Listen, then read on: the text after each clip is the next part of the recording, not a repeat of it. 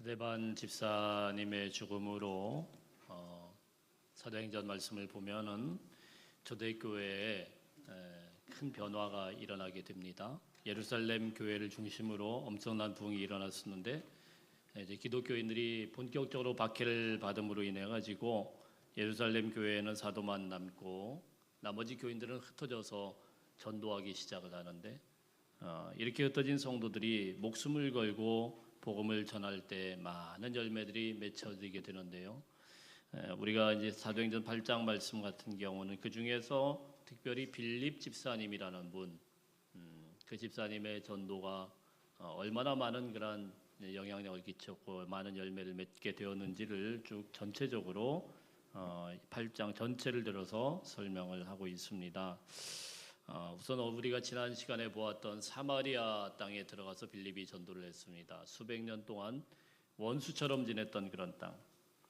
그동안에는 한 번도 왕래조차 하지 않고 서로를 아주 이를 갈면서 아주 그냥 원수처럼 생각하고 좋지 않게 생각하는 그 사마리아 땅이 예수님도 들어가셔서 오래 계시지 않고 나왔던 그 땅이 이 빌립 전도사가 빌립 집사가 들어가 가지고 복음을 전하게 되었을 때 그 성에 드디어 예수의 복음이 들어가고 그 성 사람들의 큰 기쁨이 있게 되는 그런 사건이 일어나게 되었습니다.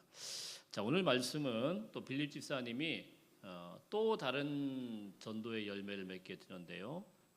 그거에 못지않은 한 사람과의 그런 만남입니다. 바로 에티오피아에서 온 내시를 만나서 전도한 그런 사건입니다. 보통 우리가 사도 바울 그러면은 사도 바울이 최초의 선교사님 우리 그렇게 생각하지 않겠습니까? 주의 복음을 들고 세계로 나가면서 조직적으로 1차, 2차, 3차 여행을 다니면서 선교를 하셨기 때문에 사도 바울은 최초의 선교사다 이렇게 생각하실 수 있는데요. 사실은 바울이 전도하기 전에 바울이 선교하며 나가기 전에 흩어져서 복음을 전하는 그런 사람들이 있었고 그 중에 단연 으뜸인 사람이 돋보이는 사람이 바로 전도자 빌립 집사님입니다. 우리 26절 말씀 먼저 한번 읽어봅니다. 26절 말씀 16절 시작. 주의 사자가 빌립에게 말하여 이르되 일어나서 남쪽으로 향하여 예루살렘에서 가사로 내려가는 길까지 가라 하니 그 길은 광야라. 성령께서 어느 날 갑자기 빌립에게 나타나 가지고 말씀을 하십니다. 자, 남쪽으로 내려가라. 그리고 예루살렘에서 가사로 향하는 그 길 구체적으로 말씀을 하는데 이게 상당한 거리예요. 좀 이따 우리가 지도를 통해서 한번 보겠습니다만은 굉장히 먼 거리입니다. 여기까지 이제 가라라고 성령께서 지시를 하십니다. 이 지시를 받고 빌립은 지체하지 않고 그 자리에 일어나서 순종하고 내려가게 됩니다. 자, 그리고 내려가서 이 광야까지 가서 에티오피아에서 온 국고를 맡은 내시를 만나게 되는데요. 27절, 28절 한번 읽어보겠습니다. 시작. 일어나 가서 보니 에티오피아 사람 곧 에티오피아 여왕 간다게의 모든 국고를 맡은 관리인 내시가 예배하러 예루살렘에 왔다가 돌아가는데 수레를 타고 선지자 이사야의 글을 읽더라. 여기 27절 말씀에 보면은요 에티오피아가 나오고 있습니다. 에티오피아라는 나라를 들어는 보셨죠? 커피로 유명한 나라. 그곳에 여왕이 간다게라는 사람이 있는데 거기에 모든 국고를 맡은 내시다. 우리는 내시 그러니까 우리나라 생각해가지고 옛날에 네 하는 그 내시 앞에서 환관 이런 정도만 생각하실 수 있는데 사실은 그렇지 않습니다. 이 당시에 내시는 다 내시였어요. 그러니까 직책을 맡은 신하들은 다 내시였어요. 그래서 그 지금으로 치면은 지금 국고를 맡았다고 하지 않습니까? 국고를 맡았으니까 우리나라 나라 살림 국고 경제를 다 맡으면은 지금 여러분 뭐 한참 시끄러운 최상목 경제부총리 자, 이 정도 된다고 생각하시면 되는 게 되겠어요. 그러니까 여러분 높은 사람이에요, 안 높은 사람이에요? 굉장히 높은 사람이에요. 굉장히 높은 사람이에요. 아니면 그 이상으로 거의 국무총리급 되는 이런 엄청난 사람이에요. 자, 이런 사람이 지금 어디를 왔다고요? 예루살렘에 수레를 타고 예배 드리러 왔습니다. 이상하지 않습니까? 굉장히 이상한 그런 광경이에요. 아니 이 사람이 왜 자기 행렬을 끌고 왔다라는 얘기인데 그냥 올 리가 없죠. 왔을 때 뭐 예물도 가지고 오고 국빈으로 왔으니까 뭐 하여튼 이 사람이 와가지고 예배를 드리고 있습니다. 굉장히 이상한 그런 장면이에요. 또 28절에 보면은 돌아가는데 수레를 타고 선지자 이사야의 글을 읽었다 이렇게 말씀을 하고 있어요. 여러분 지금이야 성경에 이사야서가 있으니까 그냥 성경책 읽으면 되겠지만은 이 당시의 성경은요 그런 게 아닙니다. 양피지로 된 두루마리 성경이에요. 양 가죽으로 종이처럼 만들어 가지고 거기에다가 글을 써놓은 거예요. 이게요 부피가 얼마나 하냐면은 그 트럭 하나 생각하시면 됩니다. 거기 똘똘똘똘 말려 있는 그런 그러니까 두루마리가 그냥 간단한 게 아니에요. 돈은 얼마일까요? 돈은 아무리 못해도 수천만 원 이상 되는 그런 겁니다. 그러니까 이 사람이 먼 그 예루살렘까지 와서 예배 드리는 것도 신기하고 또 거기서 이 양피지 성경을 구하기가 쉽지 않죠. 돈 주고 또 그걸 사가지고 집에 가면서 또 수레에서 막 그 말씀을 읽는 것도 굉장히 이상한 독특한 그런 장면입니다. 도대체 이 사람이 왜 여기 예루살렘까지 왔고 이 성경을 또 읽게 되었을까? 좀 굉장히 궁금하죠. 근데 여러분 사실은 에티오피아라고 되어 있는 이 나라는 이때 처음 등장하는 게 아니고 신약 성경에서는 에티오피아라고 되어 있지만 구약 성경에서는 구스라는 나라가 있습니다. 그게 에티오피아예요. 그러니까 자주 나왔습니다. 구약 성경에서도 이 구스라는 이름으로 자주 나와가지고 시편에도 나오고 예레미야에도 나오고 그 모세의 후처 이름도 또 구스 사람이죠. 자 이렇게 계속 이 사람들이 왕래를 했어요. 왔다 갔다. 도대체 이 사람들이 왜 예루살렘에 와서 예배도 드리고 이렇게 왕래가 되었을까? 뭐그 배경은 나오진 않습니다만은 참 재미있는 얘기가 하나 있습니다. 어디에도 이건 나오지 않는데 에티오피아 사람들은 그렇게 믿어요. 에티오피아 사람들은 지금 매년마다 1년에 한 번씩 언약궤 축제라는 걸 합니다. 언약궤 축제가 뭐냐면은 자기네 나라에 하나님의 언약궤 10계명이 있는 그 돌판을 필요로 한 이 언약궤가 자기네 나라에 있다고 믿어요. 그래가지고 그 축제를 벌려요. 그게 건너왔대요. 갑자기 목사님 이상한 얘기를 하니까 성경에 나온 이야기는 아닙니다. 에티오피아 사람들이 그렇게 믿는다고요. 무슨 말인가 하면은 하나님의 언약궤가 이제는 자기네 나라에서 지금 붙들고 있기 때문에 그걸 붙들고 계속 축제를 매년마다 벌리는데 왜 이게 옮겨졌다고 이 사람들이 주장을 하냐면은 여러분 성경을 읽어보면은 언약궤가 모세 시대에서부터 쭉 뭐 전쟁이 나갈 때도 그리고 뭐 예배 드리러 나갈 때도 행진을 할 때도 항상 언약궤가 중심에 있지 않습니까? 요단강 건널 때도 언약궤를 들고 가게 되었고 자 그러다가 이게 언제까지 언약궤가 등장을 하나요? 다윗이 막 언약궤 앞에서 방치되어 있던 언약궤 앞에서 막 춤을 추면서 데리고 와요. 막 그러다가 창피한 것도 모르고 속옷이 막 내려가가지고 미갈이 막 깔깔거리면서 웃어가지고 평생 미갈 안 보고 막 이렇게 사는 그 장면 나오잖아요, 그죠? 자 그게 거의 마지막입니다. 그리고 나서 솔로몬 성전에 솔로몬이 지은 다윗의 아들 솔로몬이 성전을 짓고 거기다가 언약궤가 안치되고 그 이후로 아무리 성경을 읽어도 언약궤가 안 나와요. 언약궤가 어디로 사라졌어요. 이게 어디로 사라졌지? 그 귀한 것을 성전에 안치됐던 그 귀한 언약궤가 어디로 사라졌냐는 거예요. 그럼 우리는 모르죠. 모르는데 에티오피아 사람들은 바로 그때 그 언약궤를 자기네 나라로 가져왔다. 이렇게 이제 주장을 하는 겁니다. 무슨 얘기인지 잘 들어보세요. 재미있는 이야기니까. 왜 그렇게 주장을 하냐면은 솔로몬 시대 때 역대하 9장 말씀에 보면은 솔로몬이 막 통치할 때 그때에 시바 여왕이라는 사람이 그게 아프리카 사람이란 말이에요. 이 여왕이 멀리 지금 예루살렘까지 옵니다.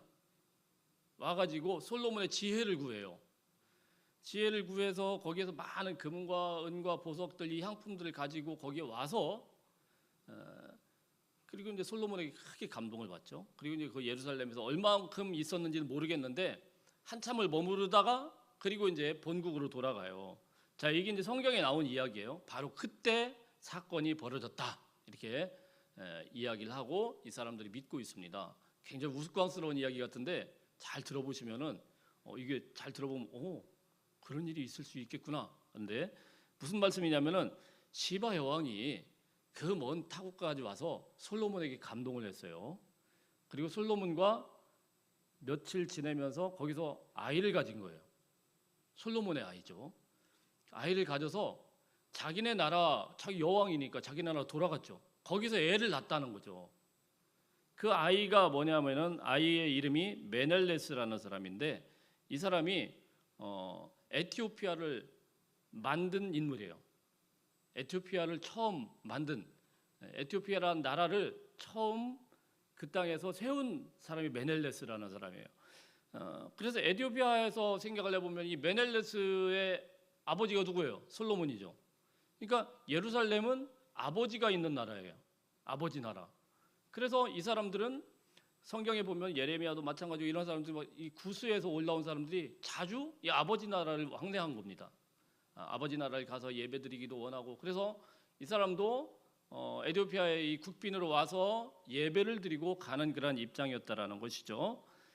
자, 그런데 문제는 뭐냐면은 이 에티오피아라는 나라가 처음 생기기 전에 이 아들이 메넬레스라는 사람이 이스라엘까지 와가지고 한참 동안 아버지 밑에서 한 3년 정도를 있었대요.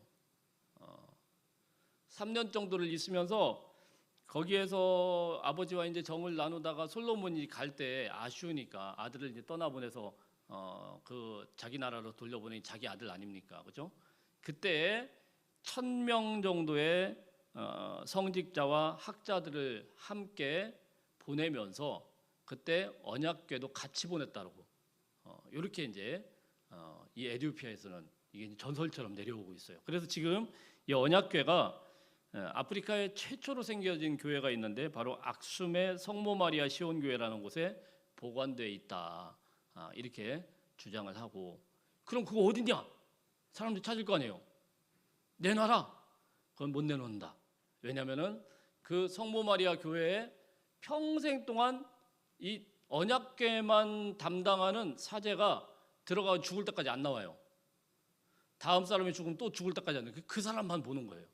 나머지는 못 봐. 이거 철저하게 보완이 돼서 그래서 매년마다 언약궤 축제라는 걸 합니다. 믿거나 말거나. 그런데 믿거나 말거나가 아니고 이게 2016년에 국민일보에 나왔던 내용이에요. 제가 그냥 막 이렇게 지어낸 이야기가 아니고. 그러니까 근거가 있으니까 기자들이 이런 이야기를 해요. 에티오피아 사람은 어쨌든 오랫동안 이 기독교라는 거, 이 예루살렘, 이 성경이라는 거, 예루살렘이라고 이거에 대해서 다른 마음을 갖고 있어요. 자, 어쨌든 이곳에 있는 이 구스 사람, 에티오피아 사람이 예배를 드려 왔는데 큰 행차를 가지고 여기에 있는 사절단을 데리고 와서 예배를 드리고 가면서 어떤 글을 읽었다고요? 두루마리에 있는 이사야의 글을 읽는데 이게 이해가 안 되네. 당연히 이해가 안 되겠죠. 이사야서가 얼마나 방대합니까? 이해가 안 되니까 갸우뚱갸우뚱거리면 이러고 있는 거예요. 자, 그럴 때 성령께서 빌립을 만나서 야, 네가 가서 그 사람에게 복음을 전해야 되겠다. 일어나서 남쪽으로 광야까지 가라. 자, 이렇게 말씀을 한 거란 말이에요. 여러분 지금 그러면 이 분위기를 우리가 한번 생각을 해보세요.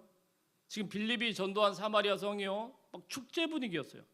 사람들이 이 복음을 받아들이고 수백 년 동안 막 서로 원수처럼 지내다가 하나님의 복음을 받아들이고는 은혜 받아가지고 막 기뻐가지고 막 들떠가지고 있고 또 사도들도 그 소식을 듣고 나서 야, 이제 사마리아가 열리는구나. 예루살렘은 지금 문제가 있으니까 다 내려와서 막 복음을 전하기 시작해서 막 들뜨고 일어나요. 그럼 뭐 해야 돼요? 교회 세워야죠. 아니 그때 개척을 해야지 언제 개척을 해요? 막 들떠 있는데. 그렇지 않습니까? 예루살렘 교회가 문제가 생겼대요. 그리고 이제 예루살렘 교회 성도들은 다 흩어졌어요. 근데 예수님의 말씀이 있잖아요. 사도행전 1장 8절 말씀에 보면은 오직 성령이 너희에게 임하시면 너희가 권능을 받고 예루살렘에는 하나님의 교회가 세워졌었어요. 그리고 온 유대와 사마리아와, 지금 사마리아에 왔으면은 주님의 말씀을 순종하는 사도라고 하면은, 주님의 말씀을 기억하는 집사님이라고 하면은 거기에 지금 뭐 해야 돼요? 교회 세워야죠. 할 일 많아요. 그 제일 앞장서야 되는 사람이 빌립이에요. 근데 하나님이 성령께서 쑥 나타나가지고 지금 얼른 내려가서 에티오피아에 있는 그 넷이 만나야 돼요. 저희 남쪽으로 내려가. 자, 이렇게 말씀을 했다라는 거예요.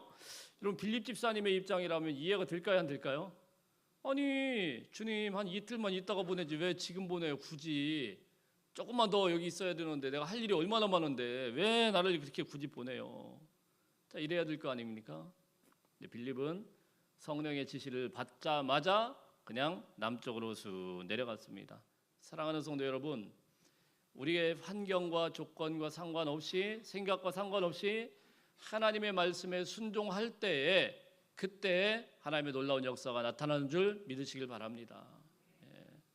어쨌든 이 사마리아 성을 세우는 것보다, 사마리아 성의 교회를 세우는 것보다 하나님이 보실 때는 에티오피아 내시를 만나는 것이 훨씬 더 급하다라고 보신 것이죠. 자, 어쨌든요, 이 만남 이후에, 오늘 성경에 나오는 이야기들이 아니니까 재밌게 한번 들어보세요. 이 만남 이후에 어떤 사건이 벌어지냐면은, 지금도 에티오피아는 아프리카의 많은 나라들이 있잖아요.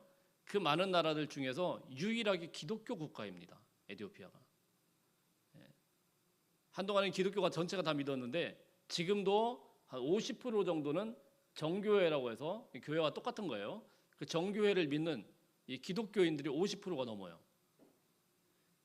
여러분, 아프리카는 다 알다시피 다 어디가 다 장악을 했습니까? 요즘 되게 심각한 문제, 이슬람권 아니에요? 이 사람들이 들어가지고 막 과격한 사람들 갖다가 죽이고 막 이러는데, 이게 이슬람인데 다 점령됐습니다. 이슬람이 있을 때 아프리카를 싹 다 집어먹었고, 물론 뭐 유럽 쪽도 뭐 다 웬만한데 다 집어먹었고. 자, 그런데요, 그 엄청난 이슬람이 막 와가지고 박해를 하고 그래도 안 넘어갔어요. 그 지금까지도 유대교가 아니고 고대 이스라엘 종교가 아니고 기독교로서 뿌리를 깊게 내리며 지금까지 오고 있는 거예요. 할렐루야. 이게 어떻게 가능했겠습니까? 이게 무엇이 가능하게 했겠어요? 바로 이 사건입니다. 오늘 이 사건. 이거밖에는 설명할 방법이 없어요. 어떻게 거기에 복음이 전파됐나? 우리에 있던 뭐 빌립 집사님이 또 다른 사도들이 에티오피아까지 가가지고 복음을 전한 게 아니고, 에티오피아에서 왔던 이 내시를 만나가지고 그에게 복음을 전했더니 그가 돌아가서 하나님의 말씀을 전하고 그 나라를 복음화시킨 거예요. 궁궐로 들어가가지고 본국으로 돌아가서 주님의 복음을 받아들이고 그 복음을 전하게 되었을 때 에티오피아가 이제 기독교 국가로 변하게 된 거예요. 우리는 기독교 국가라고 이야기할 때 사실 뭐 영국이나 뭐 선진국들, 유럽에 있는 나라들을 먼저 생각을 하면, 이태리나 뭐 이런 데를 생각을 하는데, 사실은 제일 먼저 기독교를 복음으로 받아들이고 그리고 국가가 전체가 주님 앞에 돌아온 거는요, 이 에티오피아예요. 이걸 보면은 이게 사실 여러분 별거 아닌 것처럼 느껴질 수 있는데, 에티오피아가 지금이야 힘이 없죠. 6.25 때 우리나라를 도와줬던 참전용사가 제일 많은 데가 에티오피아 아닙니까? 인구가 1억이 넘어요. 어마어마하죠. 지금은 좀 나라가 좀 이상해졌어요. 좀 엉망됐는데, 그럼에도 불구하고 아프리카의 웬만한 나라는 복음 들고 들어가기 쉽지 않습니다. 지금 막 함부로 들어가면 큰일 납니다. 근데 에티오피아는 전체가 기독교 국가이기 때문에 선교사님들이 활동하는데 전혀 문제가 안 돼요. 1억이 넘는 그런 나라, 지금 오랜 내전과 자연재해로 문제가 되었지만은 6.25 때까지만 하더라도 우리나라를 충분히 도와줄 수 있을 정도로 힘 있는 나라였다라는 겁니다. 주변에 대부분의 아프리카 국가들은 다 이슬람으로 다 넘어가 버렸는데, 에티오피아는 끝까지 믿음을 지키고 신앙을 지키게 되었는데, 그게 바로 오늘 본문의 사건입니다. 어쨌든 이 빌립이 성령의 부르심을 받고 아주 멀리까지 가가지고, 지금 보세요, 거기서 에티오피아 이 간다게의 그 내시를 만나게 되는데요. 그때 이제 지금 막 수레에서 지금 사람이 막 이렇게 성경을 읽고 있는 거예요. 성경을 읽고 있는데, 여러분 유타인의 그 전통에 의하면 성경 읽을 때 그냥 이렇게 조용히 읽으면 안 됩니다. 어떻게 읽어야 되냐면은 큰 소리로 읽어야 돼요. 큰 소리로. 성경 조용하게 읽는 그런 법이 없어요. 우리처럼 묵상하고 이렇게 이러면 큰일 납니다. 유대인들은 성경 말씀을 서가지고 아주 큰 소리로 낭독을 해요. 그걸 수레에서 이 사람이 지금 유대인들이 그 성경을 읽듯이 이사야의 말씀을 큰 소리로 이렇게 앞뒤로 막 이러면서 읽고 있는데 얼마나 신기해요, 그죠? 예. 빌립이 봤을 때 얼마나 신기한 장면입니까? 그 신기한 광면이 막 지금 막 소리를 내며 성경을 읽고 있는 그럴 때 성령께서 다시 말씀을 하시는데 29절 한번 읽어보겠습니다. 29절 시작. 성령이 빌립더러 이르시되 이 수레로 가까이 나아가라 하시거늘. 성령이요 갑자기 그 수레로, 이것도 신기한데 가까이 나아가라 이런 말씀을 하십니다. 뭐 이렇게 그럴 수도 있겠다. 뭐 그래 가까이 나가니까 순종할 수 있겠다 이렇게 말씀을 뭐 그렇게 생각하겠지만은 제가 곰곰이 이때의 상황을 상상을 해봤습니다. 보세요, 여러분. 에디오피아 내시가 올 때 혼자 왔나요? 혼자 오지 않았죠. 수레 타고 왔죠. 그 수레를 올 때 그냥 왔을까요? 수행원들이 따라왔겠죠. 엄청난 수행원들이. 여러분, 흑인들이 보통 크지 않습니다. 굉장히 커요.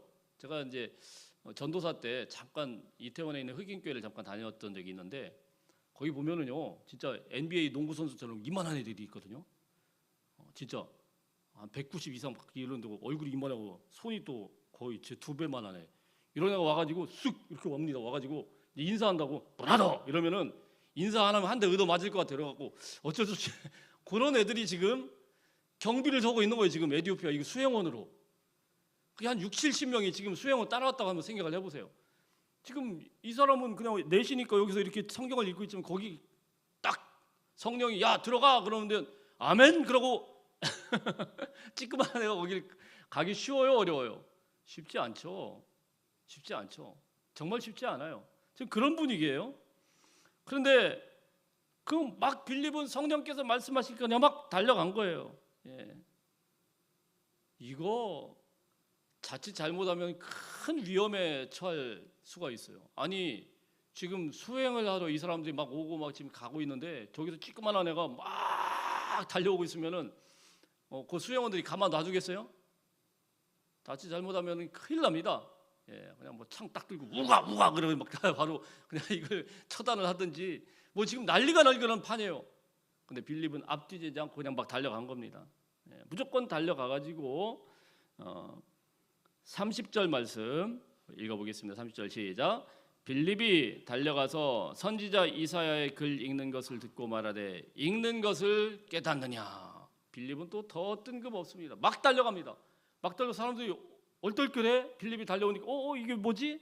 이러고 있는데 대뜸 가가지고 하는 소리가 뭐예요? 야, 너 알고는 읽냐? 너 그게 무슨 말인지 알고는 읽어? 뭐 이런 말이에요 지금. 너 그게 무슨 말인지 알고는 읽는 거야? 굉장히 기분이 나쁜 거죠 사실.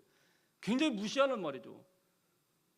근데 더 신기한 거는 이 말을 듣고 이 에티오피아 내시아가 뭐라고 이야기합니까? 야 올라와라. 그리고는 내가 진짜 안 그래도 궁금했다. 이것 좀 설명을 좀 해줘라. 그러면서 이 안에서 성경 공부가 시작이 되었고 이 안에서 복음을 전하고 전도하는 역사가 일어나게 된 거예요. 얼마나 놀랐습니까? 하나하나 사건들이 굉장히 이상하고 신기한 그런 장면인데 어떻게 이런 일이 발생을 했을까요? 아마도 이 에티오피아의 내시의 마음속에 주님의 말씀을 읽는데 이사야의 말씀인데 이 말씀을 읽는데 하나님께서 그 마음을 확 감동을 주셔서 도무지 이 말씀이 무슨 뜻인지를 몰라서 도무지 궁금해서 여기를 떠날 수 없는 그런 상황 가운데서 이게 도대체 무슨 뜻이냐 그랬을 때 하나님께서 빌립을 움직여서 그 빌립을 통하여서 그 말씀을 풀어서 바로 네가 궁금해하는 그가 예수 그리스도다. 할렐루야. 이 복음을 만나게 하셨고 그 복음을 영접하고 나서 그는 본국으로 돌아가서 자기 나라 전체를 하나님의 나라로 기독교 국가로 바꾸는 놀라운 역사가 일어나게 된 줄로 믿으시길 바랍니다. 얼마나 놀라운 사건이에요. 그래서 이 내시가요 빌립에게 이렇게 쭉 얘기를 듣고 나서 35절, 36절 한번 읽어보겠습니다. 35절, 36절 시작. 빌립이 입을 열어 이 글에서 시작하여 예수를 가르쳐 복음을 전하니 길 가다가 물 있는 곳에 이르러 그 내시가 말하되 보라 물이 있으니 내가 세례를 받음에 무슨 거리낌이 있느냐. 지도 좀 한번 펴주세요. 자, 이게 빌립이 내려간 곳이에요. 보이시나요? 사마리아에서부터 간다게가 있는 그곳에 세례를 베푼 데까지 굉장히 멉니다. 사마리아는 이스라엘 중부이고 여기는 이제 광야 사막 지역이에요. 그 밑으로 내려가면 아프리카입니다. 자, 한번 클릭해 주세요. 자, 이제 가다가 저기 조그마한 저 웅덩이가 하나 보인 거예요. 보이시나요? 흐릿하게 보이시나요? 자, 밑에가 이제 보면은 여기에서 세례를 베풀었다라는 빌립이 세례를 베풀었다는 그런 교회가 지금 세워져 있습니다. 자, 이게 역사적인 증거를 갖고 있어요. 자, 이제 다시 돌아오고, 자, 어쨌든요, 이렇게 하나님의 은혜로 여기 만나가지고 세례를 베풀고 그리고 예수를 믿는 놀라운 역사가 일어나게 되었어요. 그리고 이들은 어떻게 됩니까? 그대로 돌아가가지고 예수의 복음을 듣고 나가지고 그리고 돌아가서 그곳에서 자기네 나라를 또 전도하는 그런 놀라운 사건이 일어나게 되었다는 사실입니다. 38절부터 한번 읽어보겠습니다. 38절, 39절 쭉 읽어보겠습니다. 시작. 이에 명하여 수레를 멈추고 빌립과 내시가 둘 다 물에 내려가 빌립이 세례를 베풀고 둘이 물에서 올라올새 주의 영이 빌립을 이끌어간지라 내시는 기쁘게 길을 가므로 그를 다시 보지 못하니라. 아멘. 자, 이 사건이 있고 나서 하나님께서 빌립을 다시 일으켜서 또 다른 곳으로 보내요.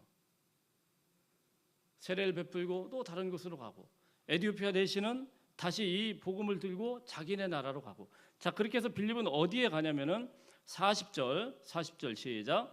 빌립은 아소도에 나타나 여러 성을 지나다니며 복음을 전하고 가이사랴에 이르니라. 아까 지도 한번 다시 한번 보실 수 있을까요? 여기 보면 자, 저기 세례를 베푼 곳에서부터 아소도로 올라가고 그리고 가이사랴로 올라가죠. 보이시죠? 아소도는 해안가에 있는 그 지역, 이 가사 지역, 블레셋 진영이었어요. 자, 여기서 열심히 복음을 전하다가 나중에 가이사랴까지 가게 됩니다. 가이사랴는 이제 유대인 이제 총독 공관이 있는 그런 곳입니다. 자, 여기까지 이제 빌립이 쭉 예루살렘을 사마리아 그리고 밑에 에티오피아 내시를 만나고 아소도 그리고 위에 어디래요?